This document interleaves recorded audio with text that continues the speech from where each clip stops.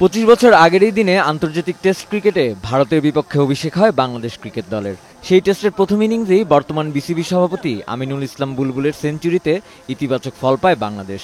কিন্তু শুরুটা ভালো করেও 25 বছরে 156 টেস্টে বাংলাদেশের মাত্র 23 ম্যাচের জয়ে বলাই যায় সাদা পোশাকের ক্রিকেটে উন্নতি আনতে ব্যর্থ বাংলাদেশি ক্রিকেটাররা। বাংলাদেশ দল সবশেষ টেস্ট সিরিজ জয়ের স্বাদ পেয়েছিল গত বছর পাকিস্তানকে হারিয়ে। এরপর নিজেদের গত 5টি টেস্ট সিরিজেই জয়হীন।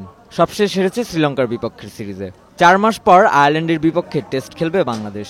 ঘরের মাঠে আইরিশদের বিপক্ষের এই সিরিজ দিয়েই জয়ের খরা কাটানোর বড় সুযোগ বাংলাদেশ দলের সামনে। তাই শুরু থেকেই নিজেদের সেরাটা খেলার লক্ষ্য নিয়ে মাঠে নামবে নাজমুল হোসেন শান্তর দল।